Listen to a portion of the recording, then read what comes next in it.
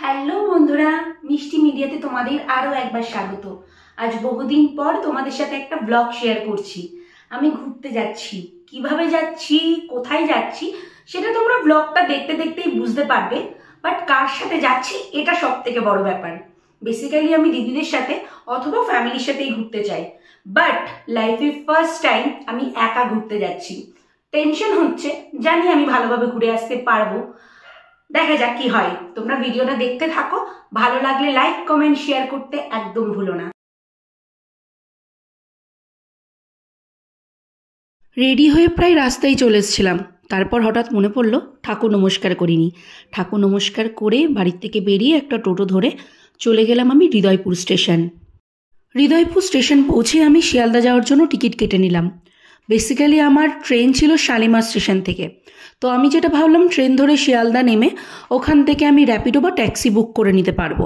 তো যথারীতি আমি শিয়ালদা স্টেশন নামলাম, নেমে একটু খাওয়া দাওয়া করে নিলাম, খুব খিদেও পেয়েছিল আমার। তো খাওয়া দাওয়া করে একটা র্যাপিডো বুক করলাম।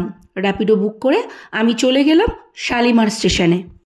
এতবার এত জায়গায় ঘুরতে গেছি কিন্তু কোনোদিন শালিমার স্টেশন আসিনি, বাট স্টেশনটা অসাধারণ। রাতে খাওয়ার জন্য আমার কাছে কোনো খাবারও ছিল না, তো আমি শালিমার স্টেশন পৌঁছে আমি কিছু খাবার দাবার কিনে নিলাম, একটু স্যান্ডউইচ, বার্গার আর একটা পেস্ট্রি। খাবার দাবার কিনে আমি ট্রেনের দিকে রওনা দিলাম। ট্রেনে ওঠার আগে খুবই ভয় করছিল, কিন্তু কথায় আছে ডর কে আগে জিত হ্যায়। এই ফার্স্ট টাইম আমি একা কোথাও ঘুরতে যাচ্ছি। হ্যাঁ, সিটটাও খুব সুন্দর পেয়েছিলাম, খুব ভালো জায়গাতে, যার জন্য আমার প্রবলেম হয়নি।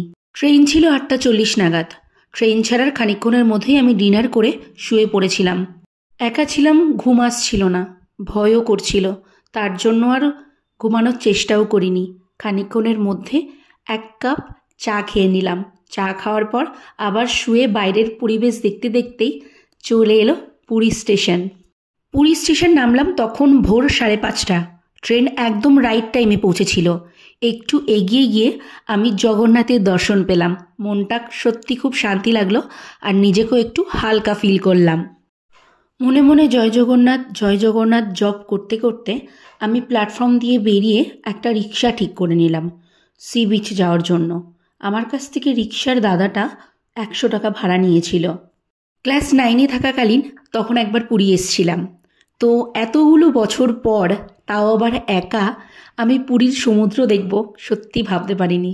আনন্দ তো খুবই হচ্ছিল, কিন্তু বেশিক্ষণ সময় না দিয়েই আমি হোটেলে চলে গেলাম। আমি স্টেশন থেকে বেরোনোর পথেই আমি হোটেল ঠিক করে নিয়েছিলাম, আর একদম সি বিচের অপোজিটেই আমি হোটেল নিয়েছিলাম। রুমটা মোটামুটি ভালোই ছিল। আমি রুমে এসে একটু টাইম ওয়েস্ট না করে স্নান টান করে টোটো ধরে বেরিয়ে পড়লাম মন্দির দর্শনের জন্য। সি বিচের সামনে থেকে 1 জন উঠি বা 4 জন উঠি, টোটোতে একটাই ভাড়া 100 টাকা। আমি টোটো ধরে মন্দিরের সামনে চলে গেলাম। টোটো থেকে নেমে 2 মিনিট হাঁটা পথ এগোলেই মন্দির। মন্দিরের সামনে গিয়ে সত্যি মনটা ভরে গেল। আমার হাতে ফোন ছিল আর জুতোও ছিল সাথে, তো তার জন্য একটা দোকান দেখে আমি ফোন আর জুতো জমা দিয়ে মন্দিরের ভিতরে প্রবেশ করেছিলাম। জগন্নাথের দর্শন করে বেরিয়ে আমি বাড়ির সবার জন্য আর অফিসের সবার জন্য গজা কিনতে এগিয়ে গেলাম একটা দোকানে। 160 টাকা কেজি দরে আমি 3 কিলো গজা কিনলাম বাড়ির আর অফিসের সবার জন্য। গজা কিনে নিয়ে আমি আবার সি বিচের দিকে এগিয়ে গেলাম। 1 কাপ চা আর হাতে একটা বিস্কিট নিয়ে আমি সোজা চললাম সমুদ্রের ধারে একটুখানি সময় কাটানোর জন্য। আর রুমে একা একা কী বা করতাম। খানিকক্ষণ বসে ঠান্ডা হাওয়া উপভোগ করার পর আমি রেস্টুরেন্ট খুঁজতে বেরোলাম। বেসিক্যালি মঙ্গলবার ছিল, মঙ্গলবারে আমি নিরামিষ খাই, তো যথারীতি আমি কস্তুরি রেস্টুরেন্ট দেখলাম। পুরো গলা কাটা দাম, 310 টাকা নিল একটা সামান্য ভেজ থালি। যাই হোক, খাবারগুলো মোটামুটি ভালোই ছিল। খাওয়া দাওয়া করে আমি রুমে এসে একটু রেস্ট নিলাম। খানিকক্ষণ ঘুমিয়ে সন্ধ্যাবেলা আমি রেডি হয়ে বেরোলাম মার্কেটের দিকে। বাড়ির সকলের জন্য, অফিসের সকলের জন্য গিফট নেওয়ার ছিল আমার। মা মাসিদের জন্য, অফিসের কলিগসদের জন্য ছোট্ট ছোট্ট জগন্নাথ মহাপ্রভুর মূর্তি নিলাম। নেওয়ার পর ভাবলাম যে যাই একটু নিরিবিলিভাবে একটু সমুদ্রের উত্তাল পাতাল ঢেউ দেখি। হাতে 1 কাপ চা আর ঠান্ডা ঠান্ডা হাওয়া। কিছুক্ষণ বসে নিজের মতো সময় কাটালাম। তারপর ভাবলাম যাই রুমের দিকে এগিয়ে যাই। যাওয়ার পথেই এই অপরূপ গনুবাবুর একটা মূর্তি দেখলাম। খুবই ক্লান্ত লাগছিল, তাই রুমে গিয়ে খাওয়া দাওয়া করে ঘুমিয়ে পড়েছিলাম। পরের দিন উঠলাম ভোরবেলা ঘুম থেকে উঠে একটু ফ্রেশ হয়ে আমি চললাম সমুদ্রের ধারে এক কাপ চা নিয়ে। ভোরবেলার সমুদ্রের দৃশ্য আর সূর্য ওঠার দৃশ্য সত্যি বাঁধিয়ে রাখার মতো। লাইফেই ফার্স্ট আমি এত বড় একটা ডিসিশন নিয়েছিলাম ঘুরতে আসার। এই দিনটা আর এই সময়গুলো সত্যি আজীবন আমার মেমোরেবল হয়ে থাকবে। কথায় আছে, যদি তোর ডাক শুনে কেউ না আসে তবে একলা চলো রে।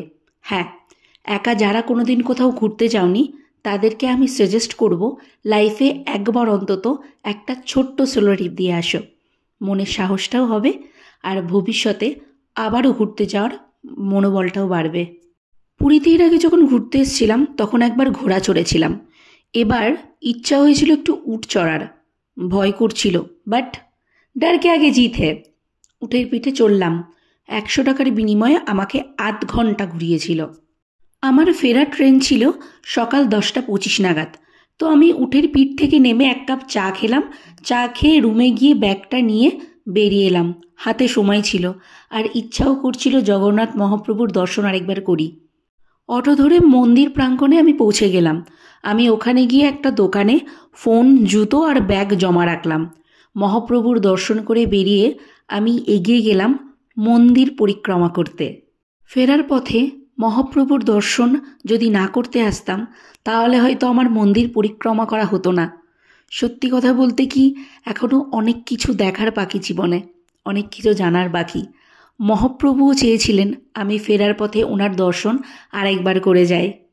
পুরো মন্দির পরিক্রমা করে সত্যি মনটা শান্তি হয়ে গেল। যতটা ভয় নিয়ে একা একা এসছিলাম ঘুরতে, ততটাই ভালো লাগা নিয়ে আমি ফিরছিলাম। আর সত্যি বলতে কি, আমার পরিবারের লোকজন, আত্মীয় স্বজন, বন্ধুবান্ধব সবাই আমায় অনেক খোঁজ নিয়েছে। সবাইকে অনেক অনেক ধন্যবাদ। অনেকটা ভালো লাগা আর কিছুটা মন খারাপ নিয়ে আমি রওনা দিলাম স্টেশনের দিকে, কারণ ট্রেনের সময় চলে এসেছিল।